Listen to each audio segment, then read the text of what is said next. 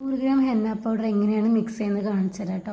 നമുക്കിതുപോലെ ഒരു waiting machine മസ്റ്റാണ് കേട്ടോ. അപ്പോൾ ആദ്യം വെയിറ്റിംഗ് മെഷീൻ നമുക്ക് ഓണാക്കാം. അതിലേക്ക് ഇതിലാണ് ഞാൻ ഹെന്ന മിക്സ് ചെയ്യാറുള്ളത്. അപ്പോൾ ആ പാത്രം വെച്ച് കൊടുത്തിട്ട് ആ പാത്രത്തിൻ്റെ വെയിറ്റ് ഒന്ന് ഒഴിവാക്കിയിട്ട് 0 കൊടുക്കുക കേട്ടോ. എന്നിട്ട് നമുക്ക് 100 ഗ്രാം ഹെന്ന പൗഡർ അളന്നെടുക്കാം കേട്ടോ. ഞാനതുപോലെ തന്നെ 100 ഗ്രാമിൽ ഹെന്ന പൗഡറിൻ്റെ കിറ്റും അതുപോലെ 500 ഗ്രാമിലത് 1 kg കിറ്റ് സെയിൽ ചെയ്യാറുണ്ട് കേട്ടോ. ഞാൻ ആദ്യമൊക്കെ യൂക്കാലിപ്സ് ബ്രൈഡിലേക്കാണ് സെയിൽ ചെയ്തുകൊണ്ടിരുന്നത്. ഇപ്പോൾ ഞാൻ ടീ ട്രീ ആണ് കേട്ടോ സെയിൽ ചെയ്യാറുള്ളത്. അപ്പം എൻ്റെ കയ്യിലൊരു കിറ്റിൻ്റെ റേറ്റ് എന്ന് പറയുന്നത് 100 ഗ്രാമിൻ്റെ കിറ്റിൻ്റെ റേറ്റ് എന്ന് പറയുന്നത് 300 രൂപയാണ് കേട്ടോ.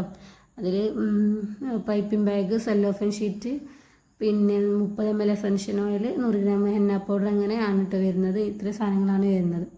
അപ്പോൾ ഇതാ ഹെന്ന പൗഡറിൻ്റെ വെയിറ്റ് ഞാൻ ഡിവൈഡ് ചെയ്ത് 0 ആക്കിയിട്ട് ഞാൻ 32 ഗ്രാം പഞ്ചസാരയും കൂടി ഇതിലേക്ക് ഇട്ട് കൊടുക്കുന്നുണ്ട് കേട്ടോ. ഇത് നമ്മൾ 0 ആക്കി കൊടുക്കുക. ഇനിയാണ് നമ്മൾ എസൻഷ്യൽ ഓയിൽ ഒഴിച്ച് കൊടുക്കുന്നത്. ഞാൻ ടീ ട്രീ ഓയിലാണ് കേട്ടോ യൂസ് ചെയ്യുന്നത്.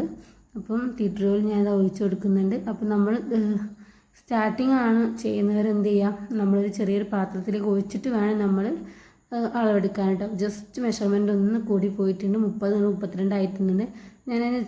ഞാൻ ഒഴിവാക്കി കൊടുത്തിട്ടുണ്ട് കേട്ടോ. പിന്നെ നമ്മളിതിലേക്ക് ആവശ്യത്തിനുള്ള വെള്ളം കൂടി ആഡ് ചെയ്യുക കേട്ടോ.